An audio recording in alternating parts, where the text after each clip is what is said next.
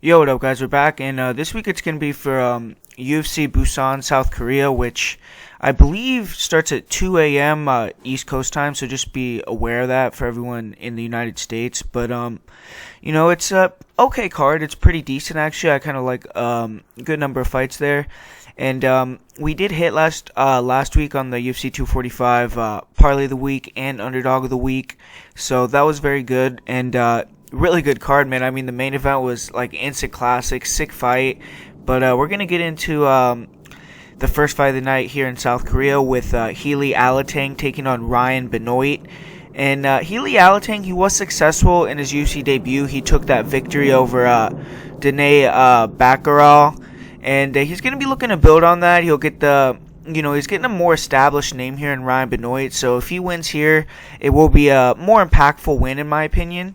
And Ryan Benoit, he's returning from a pretty extended layoff, and hasn't competed at bantamweight, which this fight is at, since 2013. So it's been a long time, and he hasn't competed in MMA overall since November of 2017. And he's getting older.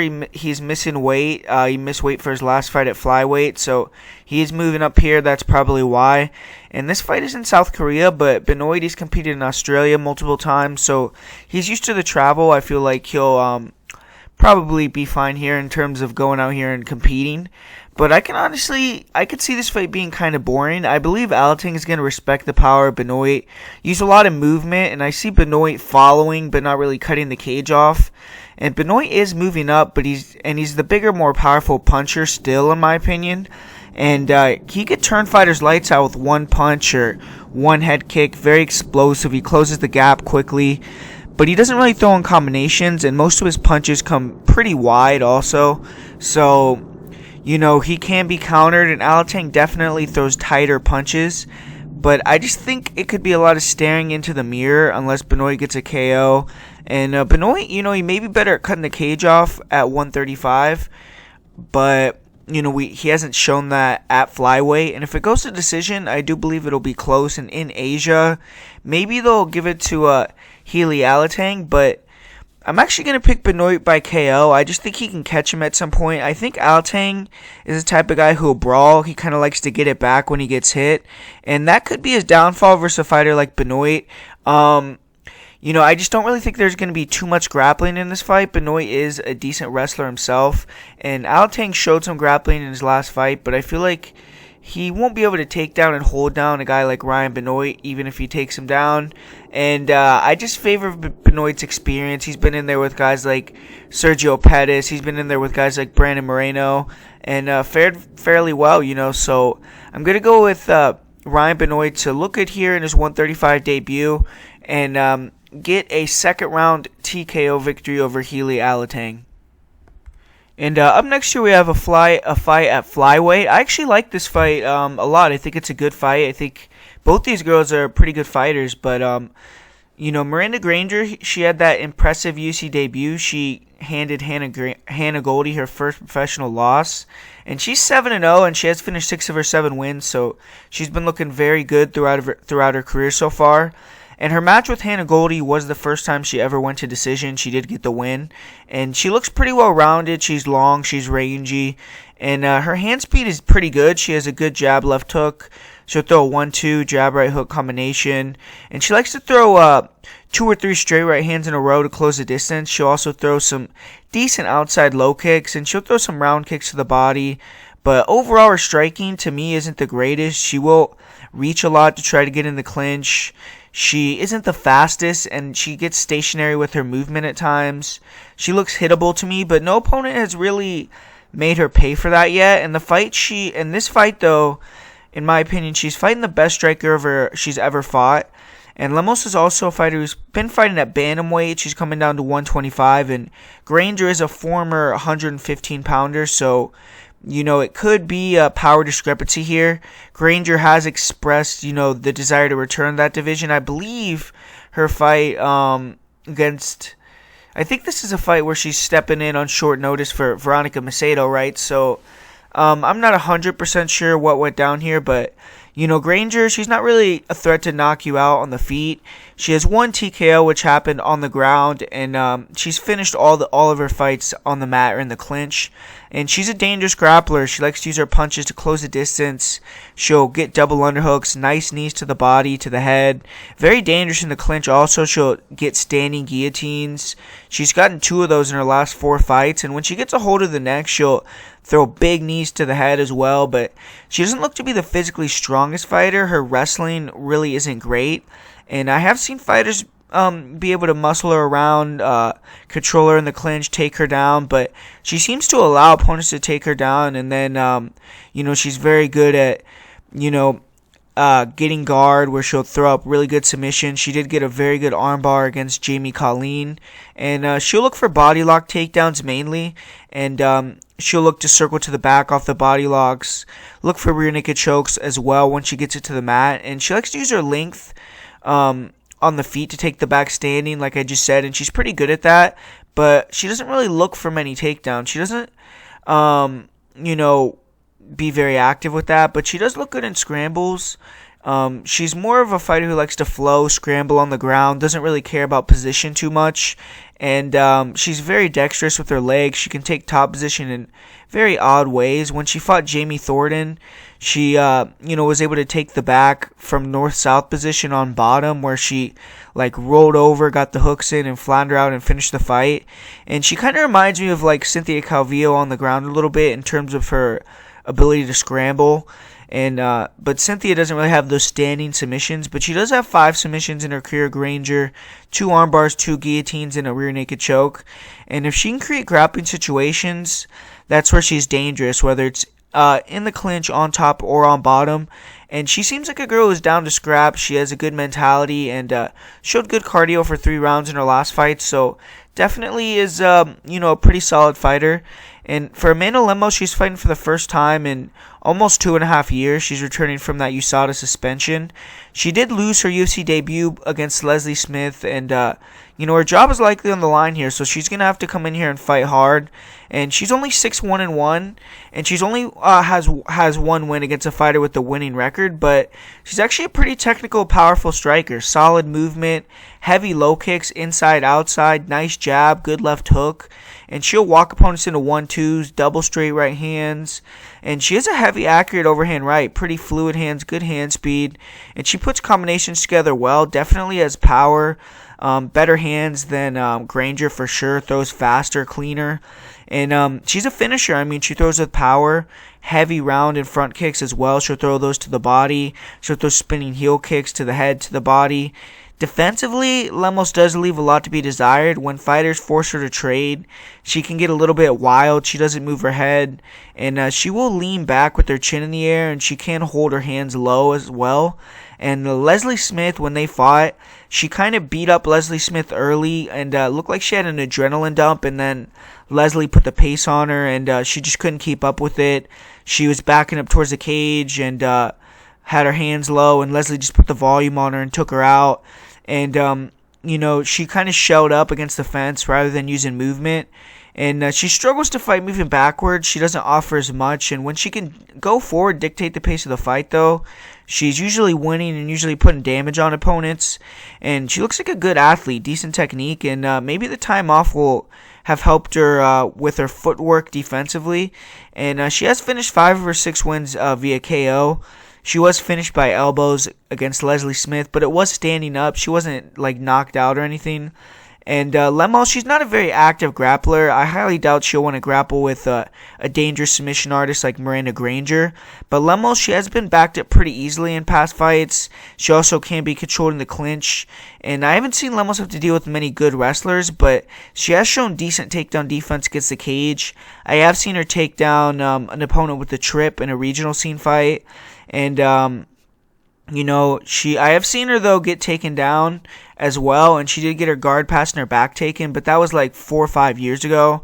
And Lemos was able to hit a deep half-guard sweep, take top position in that same fight, but she doesn't really like to control in top position. I've seen her stand up when she gets the opportunity, and she does have 1 guillotine finish. I feel that Lemos will be in trouble in the clinch and on her back, and there's limited footage of that part of her game, but I just don't think she looks very impressive there.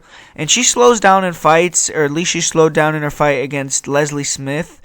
But, I feel like in this fight she's going to come in better shape. It's at 125, and I think that fight with Leslie was her first UFC fight. It was on short notice. And she has to prove herself here. She has to do something and fight well. And Miranda Granger, she's the taller fighter who likes to fight long, but I feel like she has to get in the inside in this fight. She was content to stay on the outside, throw oblique kicks, kept it low volume. She landed some nice straights against Hannah Goldie. If she has that same game plan against Lemos, I see Lemos landing hard low kicks, combinations, body head, and Granger's hittable. And I feel like Lemos is undoubtedly the better striker. But Granger, she does show a good chin, and when she gets tagged, she will try to get close, tie it up. And she's dangerous always. If she grabs that neck in the clinch or gets top position, or even if she's on her back, I feel she has a big chance of getting the submission. But if she doesn't and she keeps it on the outside, because it's not as if she has great takedowns, I think Lemos is going to pick her apart and beat her up. And this is interesting because I disagree with the line completely. And I'm actually going to take the shot. I'm going to pick Amanda Lemos. I feel she's going to land nice low kicks that hurt Granger, slow her down. And when Granger tries to get inside, I see her landing combinations, angling off. And I feel then Granger will kind of get more complacent staying on the outside. And then Lemos is either going to win a slow-paced striking fight, or Granger might try to go for it and get the finish or get finished. But I'm going to say Lemos wins via decision here in this fight. And up next here, Said Nurmagomedov taking on Raoni Barcelos. And don't really know why this fight is so low on the card. This is one of the best fights on the card here. And Raoni Barcelos, he's looked fantastic since joining the UFC. 3-0 with 3 finished victories. And this fight was scheduled for May of this year, but Said had to pull out due to an injury, and they're finally going to get to run it back now in December. I'm not sure why it took so long to book these guys again after that matchup, but here we are. They're going to fight each other. And Barcelos, man, he's an impressive striker. He's a great athlete, good movement, good feints, good head movement, very fast in and out, cuts the cage off very good, and he definitely makes opponents fight off their back foot and near the fence most of the time. And he has a great jab, very good 1-2, heavy low kicks, nice hook combinations. He can close the distance very quickly with his right hook, and he has a nasty uppercut, man. I mean, we've seen that time and time again in his UFC career. He'll feint the level change, come up with the uppercut. He'll also grab a single, let go of that single, come up with the uppercut. He'll throw an uppercut straight right hand or uppercut left hook, and very fast hand speed, very explosive guy. He will throw some occasional body kicks along with some round and spinning kicks to the head. And he can't be hit if you time him when he enters, but his defense is very sound. He moves his head very well, always pushing you back, so he kind of jams kicks. And he has 7 KO TKOs. He's never been finished by strikes. And he's a strong wrestler. He's a jiu-jitsu world champion as well. So this guy is well-rounded. He's competed on the Brazilian national wrestling team. He took silver at the Pan Am Games in 2006. And he has a very good double leg, great timing on it. And that uppercut that I was talking about disguises the double very well. Good body lock takedowns, good singles. And he'll take opponents down easily when he gets them against the cage. And in top position, nasty elbows, good card passing, back takes, good rear naked chokes. And he has good takedown defense. I haven't really seen many people shoot on him, which we probably will see here in the matchup with Said Nurmagomedov. But in his lone loss, he was taken down. He did give the back and got submitted by rear naked choke. But he does have 2 submissions himself. And for Said Nurmagomedov, he has started his UFC career 2-0. He's won a fight at 125 and a fight at 135. And he's coming off a quick knockout victory over Ricardo Ramos, which is an impressive win there. And Said, he's a flashy striker with the wrestling base. Good 1-2, quick jab. His counter left hook is very nice, very tight. Good rear uppercut. He throws a lot of front kicks to the legs, to the body. He likes to follow his 1-2s with question mark kicks, rear leg head kicks. He's definitely the kicker in this matchup, where Barcelos is the boxer. His overhand right's pretty accurate. He does like to close the distance with some straight punches, good knees to the body. He's a switch stance guy. He'll throw front kicks with both legs, nice spinning kicks. And he landed a spinning heel kick, which hurt Ricardo Ramos before finishing him. He'll throw nice jump knees to the head, but he's kind of plodding. I feel, that Barcelos is going to have the faster feet. and he was overextending on his punches against Scoggins a lot. He got dropped with a couple counters. Definitely feel like if Ione can back him up and jam the kicks, he's going to be the better boxer here. But long range, Saeed's going to have a chance to land those heavy kicks. And Saeed isn't a heavy power puncher, and he relies kind of more on volume, landing flashy strikes to wow the judges. He does have 2 TKOs in his career, and he's never been finished by strikes, and he's pretty durable. I mean, he did recover from some big shots against Justin Scoggins, and he's a strong wrestler. He does a good job using takedowns to set up his strikes. He'll shoot a single leg takedown, and if it's defended, he will control a wrist, throw a left hook, spinning back fists. So he's good off the breaks, fast shots, good singles, good doubles, and his length gave him an advantage his length does give him an advantage still, but really at 125 it gave him a big advantage to get his hands connected, get easy takedowns. He will shoot double legs, get double underhooks, push opponents to the cage, control there, and land body lock takedowns as well. So he's a good, good at chaining his takedowns together. And on top, he has good control, but he wasn't really able to pass the guard of Justin Scoggins in their fight. He did land some nice punches, good elbows, but he didn't do a ton of damage. He does have good cardio. He'll press forward and try to win the fight for 15 minutes. But his constant pressure does wear on guys. In his second UFC fight, he did dust his opponent in round 1. But he only has 3 submissions in his career. He's definitely more of a decision fighter, but he's never been finished. And in this fight, I'm going to pick Barcelos to get it done. I'm a fan of his style. I love his boxing. I love his double leg. And I see his forward pressure jamming the kicks of Saeed, forcing him to fight a more boxing-oriented fight, which favors Ione. And Saeed may go for takedowns, but he has to watch out for the takedowns of Ione as well, and the world champion jiu-jitsu skills. And I don't think he's going to be able to control and hold Ione on the mat. And so I'm going to go with Ione control the fight and win a decision here. So I'm going with Ione Barcelos via decision. And up next, we have another awesome fight, Pantoja against Schnell. And man, they don't give the flyweights enough respect, man. The 4th fight on the card here for this fight. These two guys are going to go out and have a great fight. I mean, that Brandon Moreno fight versus Kaikar France, that was an awesome fight. But, Pantoja, he's taking on Schnell. Schnell's on a roll right now. He's won 3 fights in a row. He's looking good. He's been getting finishes, submissions in the first round. And he's coming up against Pantoja, who was on a roll himself, but he got his momentum halted by Deiveson Figueiredo, where he lost the decision there. But to me, he didn't lose a lot of stock because he showed his heart. He brawled with one of the hardest hitters in the division, got his licks in as well. And at the end of the fight, he was the one pressuring forward, and it looked like he was the one that had the cardio, and Deiveson was getting a little bit tired. But he did get some takedowns as well in that fight. And this fight, I feel like Pantoja is the better grappler, even though Schnell's been getting these submissions. He is the black belt, and his scrambles are incredible, man. Very hard to hold down. His back takes are unbelievable. He was out-scrambling Brandon Moreno, who's one of the best scramblers in the division. So I would be very surprised to see a guy like Schnell go in there and submit Pantoja. I mean, he would have to hurt him bad or something on the feet. And Pantoja's never been finished in his career, 25 fights. He's fought guys that hit hard. He's fought guys that have black belts in jiu-jitsu like Wilson Hayes. And none of them have been able to get him out of there. And Pantoja, I mean, he's gotten a little bit better with his striking in terms of, he's a little bit wild. He'll explode in. He's a little bit wide.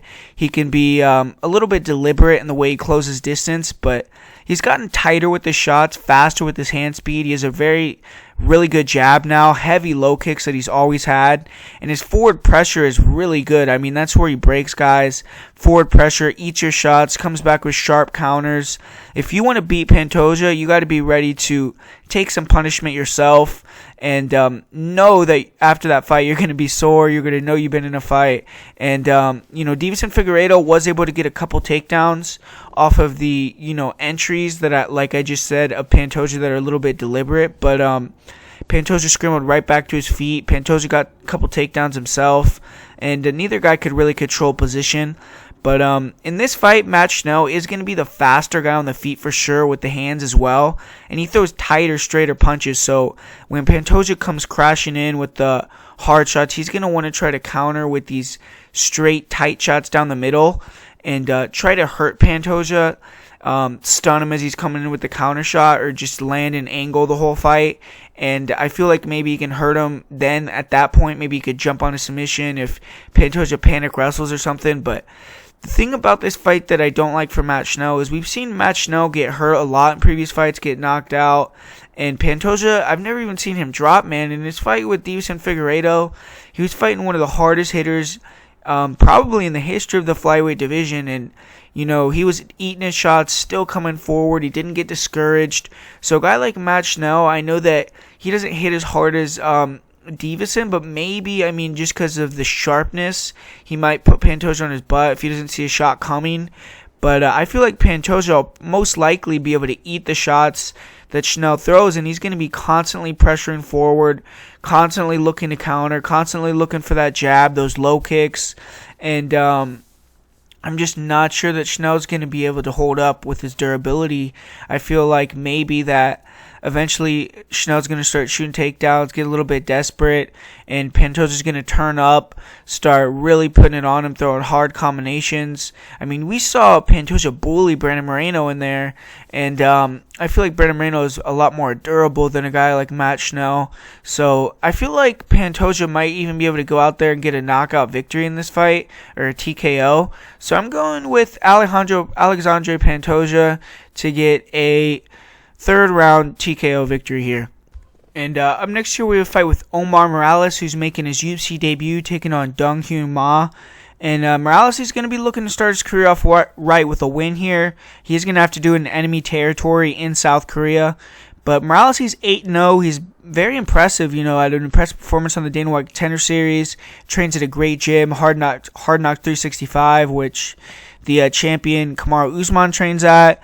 And Morales, he's not been very active throughout his MMA career. This is going to be the first time he's fighting more than one time in a calendar year since 2012. And due to that, he's 34 years old, so he doesn't really have time to waste or fights he can lose. So he should be coming in here laser sharp, focused. Maybe, you know, the jitters aren't going to get to him as much. I do think, you know, fighting in that element of the Dana White Contender Series is kind of similar to fighting in Tough. And I feel like it allows those guys to kind of lose the jitters a little bit. I'm not saying they don't have them at all. Some people are affected in different ways, but I feel like that does help some guys. But Morales, you know, he's still a bit of a mystery. There's only 2 fights of him online. One of them is 58 seconds, but he looked very good in his last match, man. He's a huge guy for the division. He's explosive, good lateral movement. He likes to fight pretty and on the outside. Really nasty rear leg kicks, man. Nasty low calf kicks. Really fast high kick. Really nice jab. Good 1-2. And his pull counter straight right hand is really nice. He has that ability to mix in tight hooks, counter uppercuts inside that stun opponents. Really tight with his punches. And he usually throws with 1 or 2 shot attacks, then tries to exit, angle off. And his defense isn't the best when someone can get inside and pocket fight with him. But he battered Harvey Park's leg, then took him out with a nasty combination of punches in his last fight. And he definitely is the more technical striker with more raw power. Ma's going to have to make it ugly, test Morales' heart. But Morales has a lot of confidence right now. And on the feet, he has back-to-back knockout victories. And he's been looking good. So his grappling, it's kind of a bit of an unknown. There isn't a lot of footage on his grappling, but he's a big, explosive guy. In his last match, he did show the ability to dig underhooks, circle off the cage very well. He did allow himself to get backed up and controlled for periods of time during that fight, but he was never taken down, and he probably landed more clinch strikes too. And he has nice knees to the body. He does have submission victories, and apparently he won a decision with a wrestling-heavy game plan. But unfortunately, I haven't been able to find any footage of him defending or shooting takedowns or on the ground. But he does have 2 rear naked choke victories. He has a guillotine and an armbar victory, so he has 4 submissions. And maybe he's competent on the ground as well. He did seem like he was getting a little bit tired with the forward pressure of Harvey Park in his last fight. But, you know, he eventually did get the finish in that one. But for Dong Hyun Ma, he needs to right the ship here. He's been destroyed in his last 2 matches. He, got finished badly by KO TKO. And he took a ton of damage just 4 months ago. He was knocked out cold earlier this year as well. So not been good 2019 for Dong Hyun Ma. And I'm not sure he'd be fighting this quickly if this fight were not in his home country. But fighting in South Korea has to give Ma motivation, and I'm sure he's going to be ready to go. He likes to work behind his jab, left hook, leg kicks. He's pretty active with his right leg. He'll throw round kicks to the body, to the head from orthodox, and he will switch stances. He'll throw kicks with the front leg from southpaw. He'll attack with round kicks, body and head, decent front kicks, and he's very flat-footed though. Stands right in front of opponents, doesn't move his head, and when he gets tagged, he just plants his feet and brawls instead of moving. He did drop Scott Holtzman with the left hook in his last match, but Scott was just, being dumb, brawling with him inside. And he's taken a lot of damage in his UFC career, man. He was finishing a war against Marco Polo Reyes, quickly knocked out by Devontae Smith. Scott Holtzman systematically beat him down, then finished him by doctor stoppage. And he's just not very dangerous on the feet. Fighters could stay in the pocket with him without fear of getting knocked out if they're durable. And he has 6 KO TKOs, but most of those are on the ground. He has been finished 3 times by knockout, and those 3 came in his last 3 losses, so his durability is going. And he's a judo black belt, solid body locks, good judo throws, solid clinch control. And he will throw knees to the body and try to bank control time in that position. But when he gets top position, he likes to take the back, good pressure. But he seems to not have great top control. When he tries to get damage off or go for a submission, opponents are able to stand up. And he isn't a very active seeker of the takedown. In 6 UFC fights, he has 6 takedowns, and 4 of those came in 1 fight. And he's not gotten a takedown in his last 4 fights. Even with the judo black belt, he can get controlled and taken down. And he does have a good get-up game. He's hard to control on the mat. I doubt he's going to get taken down in this fight. He does have 6 submissions, but all were pre-UFC. And he's been submitted twice himself. But in this fight, I think as long as Omar Morales stays long, it's his fight to lose. Throw those heavy low kicks, throw that high kick, stick and move. Don't stand in front of or brawl with Ma. And Ma isn't aggressive enough in his fights, especially recently. He allowed himself to get picked off at long range. And Ma may come out very hard here to save his job, and since he's in his home country. But he needs to close the distance, be more aggressive, force a brawl, test Morales' grappling, test his heart. And I've never seen Ma do that, really. I feel that Morales is going to hurt him with the low leg kicks, maybe even finish him later in the fight with a high kick. I think he's going to be much faster, better footwork, put damage on Ma. And, I think he's sharper with his punches also. Ma's taken a lot of damage recently, and due to that, I'm going to go with Morales via second round KO here. Like this right here. Explain to me how this fight is higher on the card than Pantoja versus Matt Schnell. But, man, okay, up next here we got Seung Choi taking on Sumad Mokhtarian. These guys are 0-3 so far in the UFC as a record overall. But, Seung, he's getting a chance to right the ship in his home country, get the win. And he's a pretty big favorite. He's a long rangey striker, good distance control, really good leg kicks, good 1-2. And he has a good pull counter. He has a good straight right hand, nice round kicks, nice front kicks, spinning heel kicks. So he's good kicker as well. Very technical. He doesn't really overextend, doesn't put himself in bad positions. If this fight stays on the feet, stays striking, it's a Choi's fight all day. He has 5 knockouts and 8 wins, and he's durable. He has been finished by strikes just 1 time in his career, and he's a very big guy for the division. He hits really hard, and he's an offensive grappler, but he has nice elbows in close range, fast hand speeds off the break with combinations. He'll land some pretty big knees in the Thai plum, and he uses his length and physicality to deny takedowns pretty well. He was dominated by Movsar Evloev, and he did get rear naked choked by Gavin Tucker, but I feel like those guys have better takedown games, and they're more physical than a guy like Sumad Mokhtarian. But, if it does hit the ground, Mokhtarian does have a chance of locking him up, getting a submission here. But that was the first submission loss for Choi there. And Sumad, he's in dire need of a victory. He's 0-2 in his last 2 fights. Even though he's 8-1 in his professional record, he's coming off a loss as well on the Ultimate Fighter. And he has 7 finishes in his 8 wins. He's an aggressive guy. Closes the distance with hooks. And he has a powerful right hook. He has a very wide stance, and he's very susceptible to being leg kicked. He will throw leg kicks of his own, high kicks, but he's more of a puncher. And he isn't very technical. He really just uses hooks to try to close the distance and grapple. He'll try to talk to opponents and get them to brawl where he can clinch up with them. And he has a very good chin. He could be low volume, though, and just get outstruck by fighters who can move. Ricky Steele showed that on Tough. And against Sadiq Youssef, Mokhtarian left his head right on center line and was just getting hit with massive shots. Was way too slow for Sadiq, and his stand-up just isn't dangerous.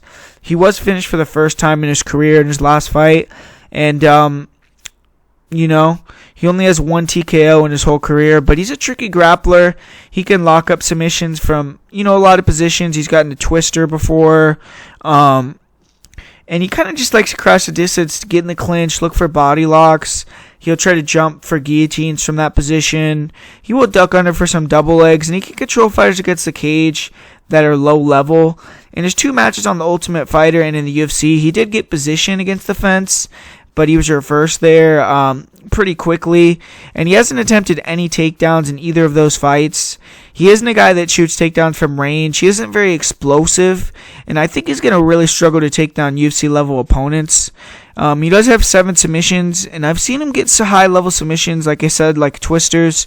He has the heart to stay in there. He wants to win badly, and he's obviously going to come in shape. He's not going to break.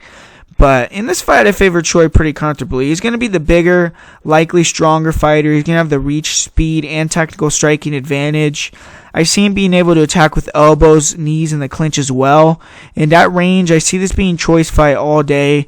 I think he could put Suman out cold. He's precise. He has power. And Suman is someone who walks into shots and, wants you to hit him more. So if you do that against Choi, I think Choi's going to get a second round KO here in front of his home crowd. So I'm going with Seung Choi to get off the schneid and finally get a UFC victory here.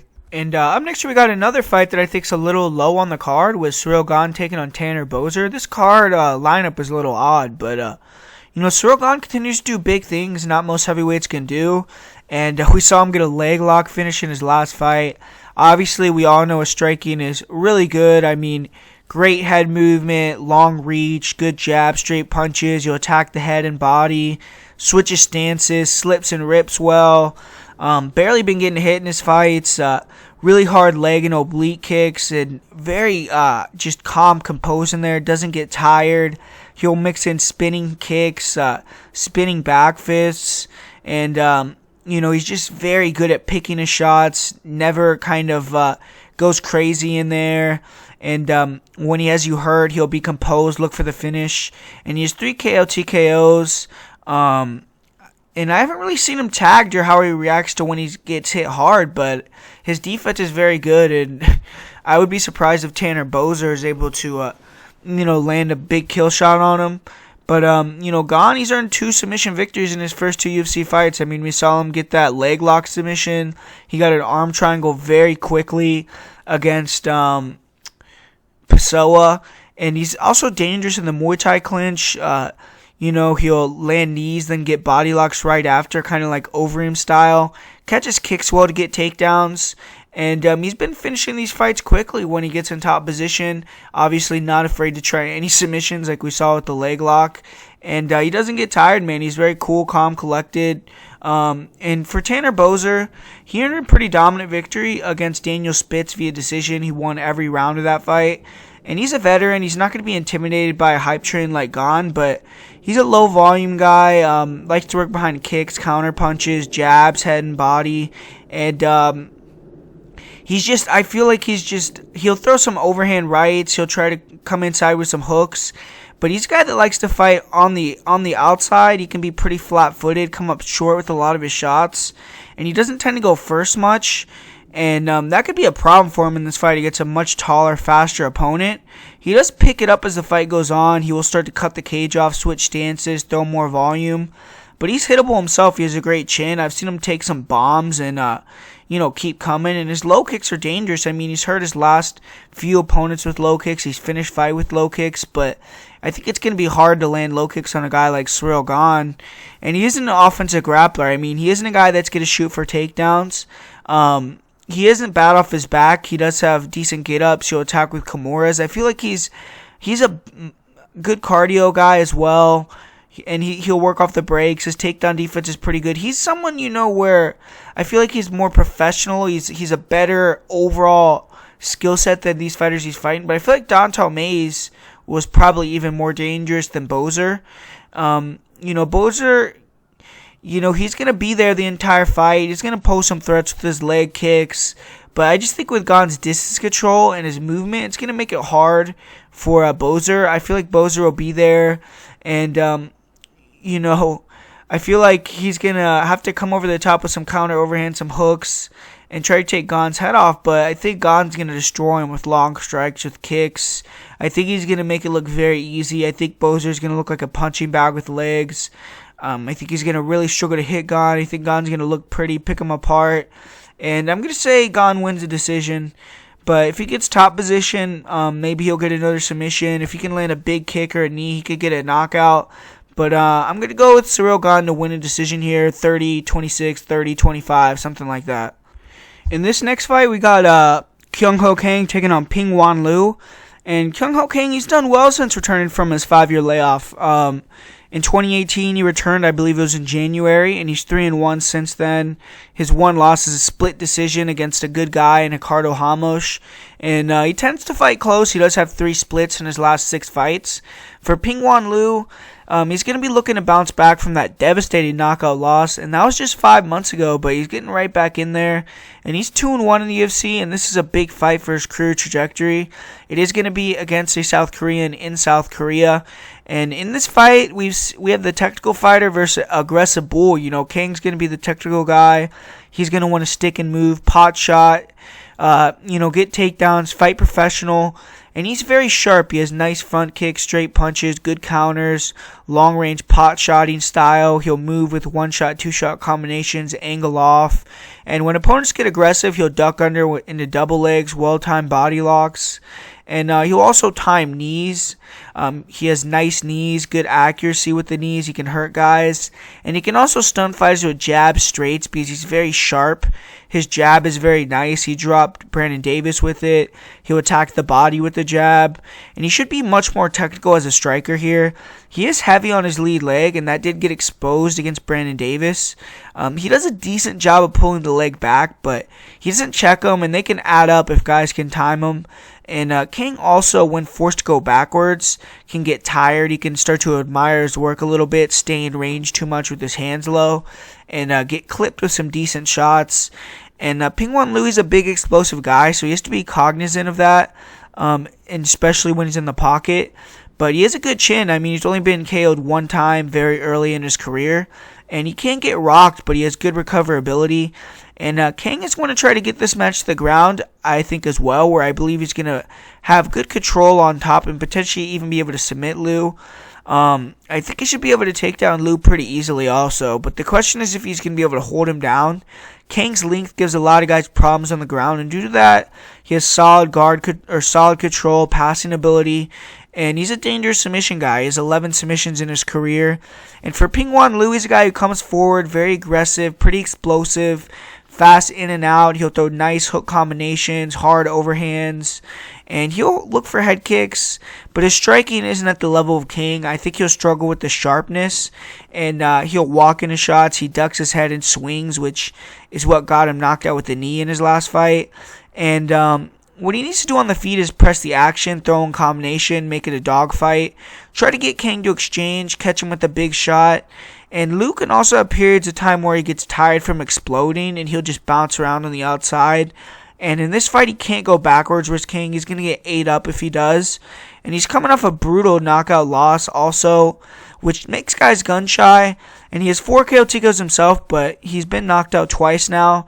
And he has to be ready to sprawl, defend takedowns, which he has struggled with in the past. Damian Stasiak was able to take him down multiple times. But he's strong, solid cardio. He can muscle his way out of some situations on the ground, get sweeps through sheer power. But in a fight with Kang, who's a guy who's technical on the ground, I don't think that's going to work. And I feel like he has to really have the anti-grappling on point here because he's overmatched on the ground. But I think this fight is Kang's to lose. He should definitely win. He's better everywhere. Unless he underestimates Liu's athleticism or brawls with him, he should win the fight. Kang should be able to outstrike him, maybe even hurt him, take him out on the feet, take him down, and just outclass him, I feel like. And I'm going to say Kang wins a decision in this matchup. And up next here we have another fight that I think could potentially be a really fun fight. Marc-Andre Barriault taking on Jung Park. And Marc-Andre Barriault, he entered the UFC on a high. He was a 2-division champion in TKO, but he's quickly been shown the UFC is a different level. He's 0-2. He's definitely in desperate need of a victory here. And he has fought 2 established veterans. Now he's getting a pretty significant step down in competition versus Jung Park. But this will be Barriault's first fight in Asia. And Barriault, he tries to be a tactical striker, slow down the pace, and he has a good jab, both body, head, nice left hook, he throws with power, left hook, straight right hand combo, left hook, right uppercut combo, good hand speed, and he does do a good job of going over and around opponents' guards with combinations, decent footwork, but he can be flat-footed, plodding at times, and he is heavy on his lead leg, and he'll also allow opponents to back him up, and he shells up against the cage. He does have big power, though, and when he's shelling up, he can come back with a big shot, knock you out at times, and he has 8 KO TKOs, and he's never been finished by strikes. He's an average grappler in my opinion, but that's what he needs to go to here in this fight. He is good in the clinch, nice knees, dirty boxing, decent wrestling, and in half guard, he will slow cook his opponents with short punches, elbows. He'll look to trap an arm, let shots go. And he has decent back takes as well, good mount. In his last win, he took the mount, showed strong control, and finished his opponent there. And his takedown defense is questionable. He can be flat-footed. Fighters are able to close the distance, get him against the cage also. And, he can be out-muscled in the clinch. I've seen him tossed head over heels before. And I've seen fighters take his back standing. But his grappling overall is probably better than Park's, and he's going to be the bigger guy in there. But for Jung Park, he had a loss in his UFC debut, but it was a fun back-and-forth war with Anthony Hernandez. And Park's going to be looking to return to his winning ways here. Prior to that loss, he'd won 7 in a row, 6 finishes. And he's a good striker. He has good movement, distance control, fast hands. He slides in and out of range, wall feinting very well, working behind that jab. Nice 1-2, jab right hook, jab overhand right. He likes to throw a 1-2 to a left hook combination that's money. And he has power in his hands. He hurts opponents with punches. But he's more of a volume guy. He'll touch opponents a lot with combinations, then dig in with power shots. Very nice stinging tight punches that opponents don't see coming. Nice counter hooks, uppercuts. Very accurate. And he catches kicks, returns with punches. Nice kicks himself, good body and head kicks. And in close range, he'll throw big elbows, knees. He'll throw step-in knees to the head. And he can stand a little heavy on his lead legs. Sometimes he can get a little wild. And he doesn't move his head much in the pocket. Anthony Hernandez had success when he walked him down, ate his counter shots, returned with power over the top. He rocked Park with some overhand, some hooks. But overall, Park is a technical striker with power. He could strike going forwards, going backwards.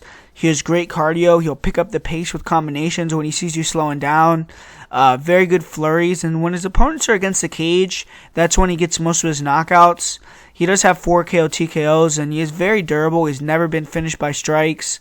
He's shown questionable grappling skills. His wrestling isn't at the level it needs to be. He can be controlled in the clinch, and he doesn't use proper techniques to defend body locks. He can get taken down fairly easily also, but he's dangerous with jiu-jitsu. I mean, he'll utilize front chokes to counter takedowns. He did get a nice anaconda choke against Ray Cooper III, and he has good get-ups. When he does get taken down, he does a good job of using the cage to stand up. He likes to go belly down, work his way back to his feet, which he does give his back in that scenario. And Park won round 1, though. He showed he could stand up several times off bottom against Anthony Hernandez. But in round 2, Hernandez landed some nice ground and pound, eventually got a guillotine. And Park has to have been working to close the gap on his ground game, and is actually fighting a striker in this matchup, which should help him out here. But Park has been submitted 2 times, and he's a fighter who's competed at 170. He's a little bit small for the weight class. High-level grapplers will certainly be an issue for Park, but one of Park's biggest assets is is his cardio. The pace of his UFC fight and his UFC debut was crazy. Even if you take him down, he's not going to accept position or get tired. When he scrambles back up, he's right back in your face with combinations. And in this fight, I see Park having a big advantage on the feet. Barriault's slower. He's a plodding guy. And I think his movement and the fluidity in his jabs, his uppercuts, his straight punches, his combinations are going to keep Barriault at bay. I feel also his sharp counters, like the left hooks when Barriault overextends, could stun Marc-Andre. But Barriault's a big, powerful guy, and he has the chance to land an overhand or hook over the top that hurts Park. But I think on the feet, he's going to be a step behind, and he needs to close the distance, get in close range, dirty box, get it to the cage, get in on the legs, take Park down. And if Barriault could take him down, establish position, I think he will be very heavy on top and be the bigger guy. If Park scrambles back up to his feet when he gets taken down a couple times, though, I think that's going to be bad news for Marc-Andre. And Marc-Andre, he's already had gassing problems in previous fights, and coming in with a grappling-heavy game plan, especially if he can't hold Park down, will get him in trouble. He has to protect his neck at all times also. And if Barriault can't control against the fence, get takedowns, or get mount, then he's probably going to get a finish, but I just don't think he can do that. I see Park outstriking him easily, getting him tired with the pace. And unless Barriault can finish or establish takedowns, I'm going to say Park wins a fun back-and-forth fight via late second-round TKO here. And I'm actually fairly confident in Park. And up next here we got Da Eun Jung taking on Mike Rodriguez. And Da Eun Jung is going to be looking to move 2-0 in his career in the UFC. And he was able to weather the storm and finish Khadis Ibragimov in his UFC debut. And he's a composed guy in the cage. And as a striker, he's a technical boxer, I would say. He has a nice jab, good feints, forward pressure. He'll throw a 1-2, jab, left hook. And his straight right hand is pretty straight, tight down the middle. He'll, pull counter with 1-2. And when he backs fighters up, he starts to get him tired, put longer combos together, touch opponents with punches, then stick them with powerful straights or uppercuts. And he keeps a solid amount of volume out there, good forward pressure as well. And he'll mix knees into combinations. He doesn't really throw kicks, though, very often. He will occasionally throw high kicks. But Jung's defense on the feet is not very good. He doesn't move his head. He's pretty flat-footed, willing to stand in the pocket, and he doesn't utilize a lot of movement. He was getting hit with heavy shots in the pocket by Ibragimov and just shelling up against the cage. They could have easily stopped that fight, but he showed a good chin, and when he was hurt, he was composed. He didn't freak out, and he's never been finished by strikes, but it came close, like I said, in his last match. He doesn't have that one-shot power, but his pressure and volume breaks a lot of opponents, and he does have 9 KO/TKO victories. For Jung, grappling-wise, he isn't really an offensive wrestler. He doesn't look for takedowns, but I have seen him get a couple double legs against the cage. His takedown defense looks a bit questionable, but he does have good get-ups, and he can sprawl on double legs, and when he does get takedowns, he is good at, or when he does get taken down, he's good at scrambling right back to his feet. He'll hit switches. He'll reverse the takedown, take top position. And on top, he's good. He has good top control, good passing ability. He'll look to get the crucifix position, and he finished a recent opponent in that way. In his last fight, he did get a standing guillotine against a very tired Ibragimov, but he isn't a big submission threat. That was only his second submission in his career. And, he has heart, good composure, good cardio. And fighting in his home country, I'm sure he's going to want to come in here and put on a show. But Mike Rodriguez, he's fighting for his UFC career here. He has lost 2 of his last 3 fights. Most recently, he lost to John Allen as a huge betting favorite. And Rodriguez is very dangerous, but he hasn't really put together his full MMA game. He's a great athlete. He'll use oblique kicks, front kicks, powerful round kicks. He took Devin Clark off his feet with the leg kick, which I think he could do here to Jung. Nice jab, fast straight right hand, but he doesn't really throw in combination much.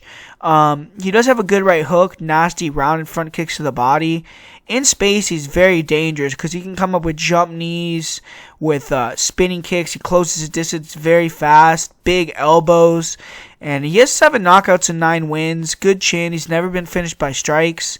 And he's improving as a grappler, but he did get taken down fairly easily in his last fight at times. He was taken down in round 1 and 3 with a body lock. He did work back to his feet, and in round 2, he was able to deny a takedown, took top position, and he was able to defend an armbar, defend a guillotine. But in the third round, he did get controlled on his back, and that's what lost him the fight. And he's still trying to put it all together. Definitely needs to stay off his back in this one. But I know Mike Rodríguez hasn't been the best in the UFC, but I'm pretty confident he's going to get the win here. He hits much harder. He's the longer fighter. He's the more diverse skill set. He's the better athlete.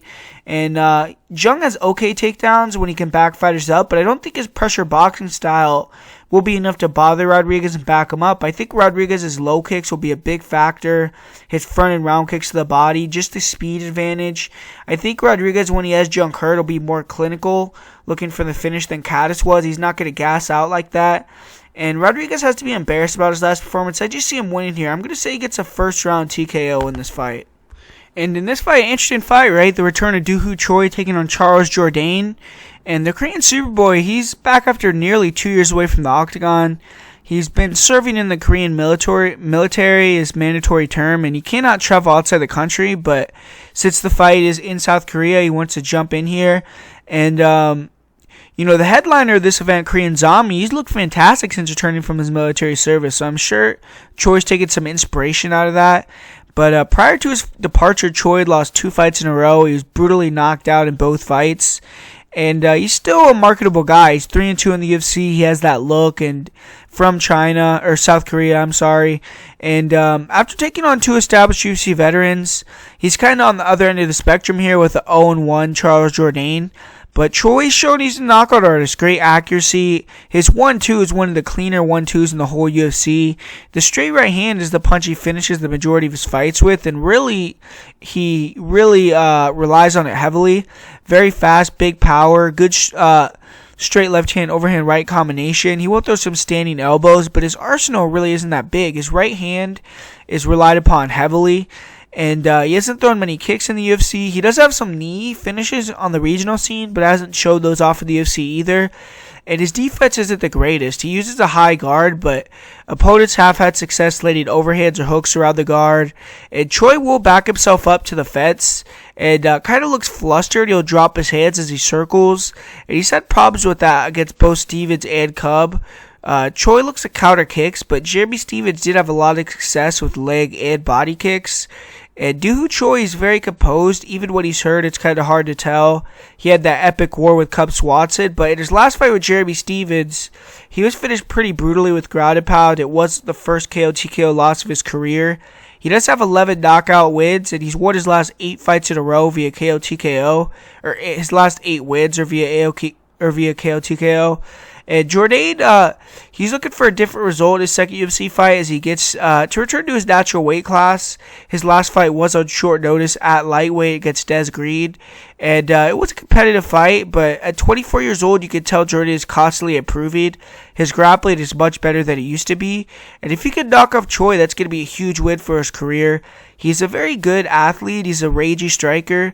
Heavy low kicks, decent jab, but his lunging straight right hand is very nice. He'll throw a nice right hook to the body to a right hook to the head.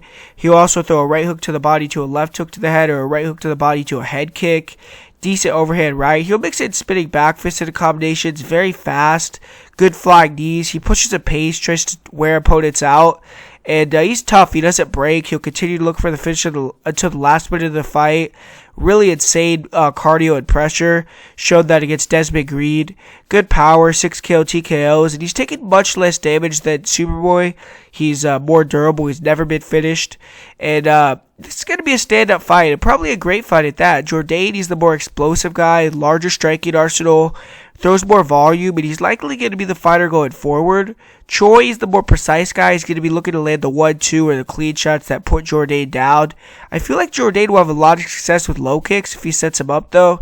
And he needs to be walking forward, backing Choi up constantly, attacking the body, back Choi to the cage, trying to exploit his defense.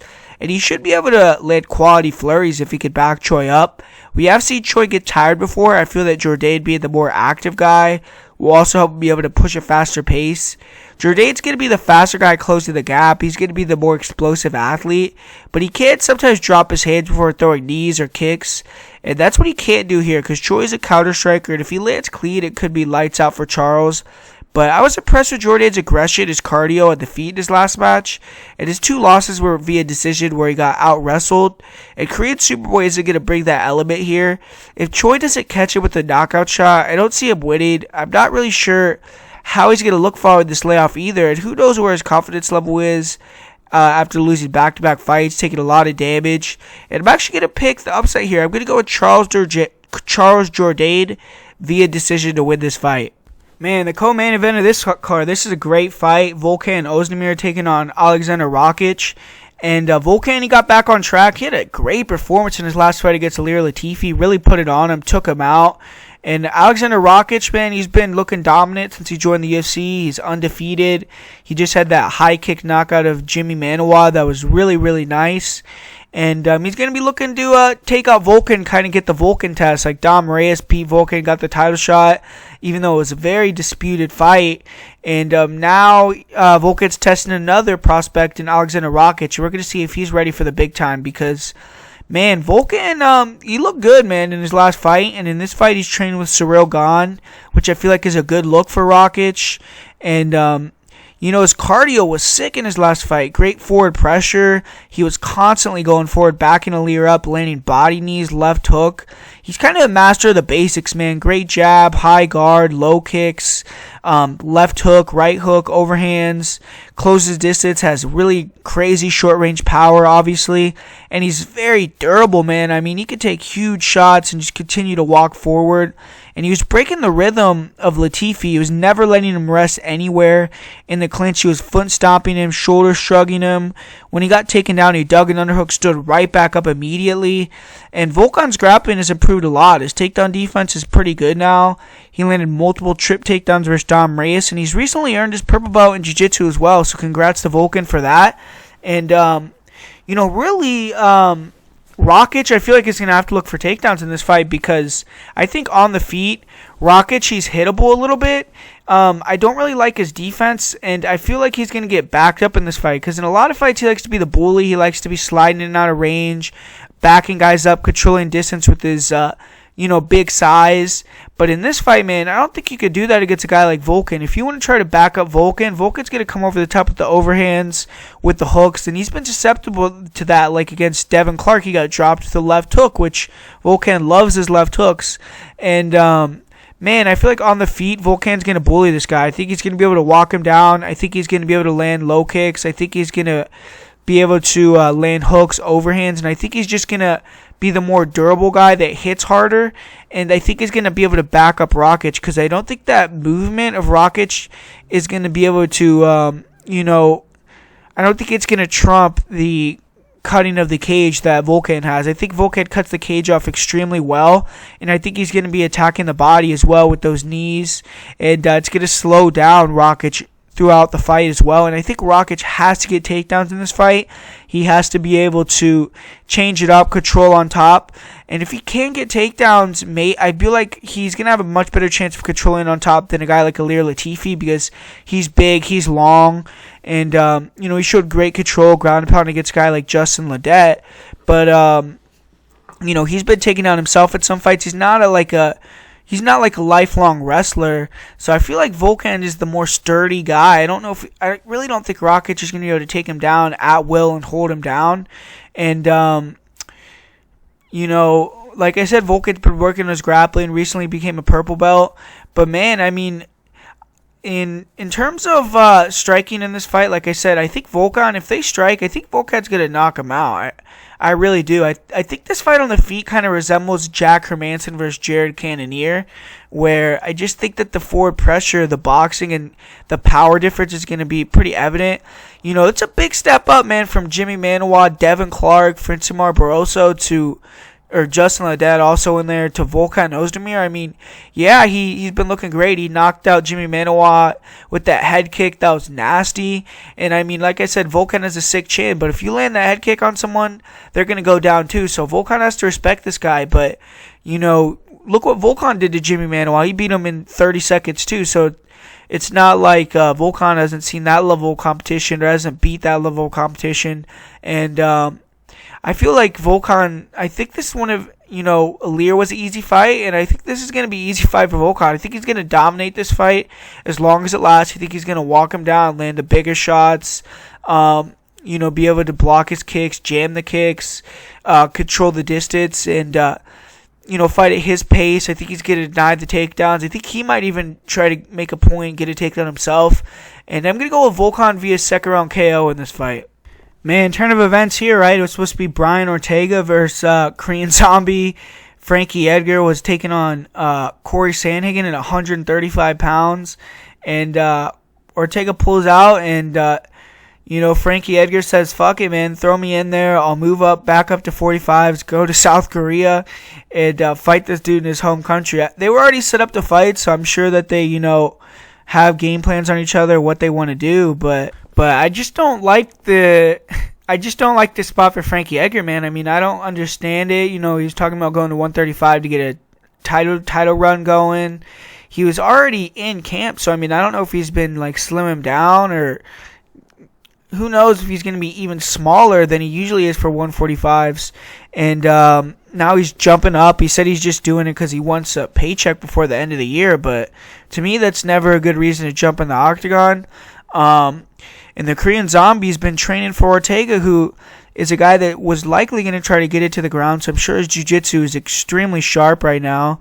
And, on the feet, I just feel like Zombie is much better, man. I feel like Frankie has that boxing, and they are going to be around the same size. So, I mean, the feints, the low center of gravity, and, the ability to box may give Zombie some trouble early in terms of, maybe Frankie will land some shots himself, but I think that Zombie hits much harder. I think that Zombie's going to be coming forward. We saw the way that when he fought Moicano, man, who's a long guy, when he fought Yuri Rodríguez, he's able to get inside on these guys who are more dangerous strikers than Frankie, and he took Moicano out with that nasty shot.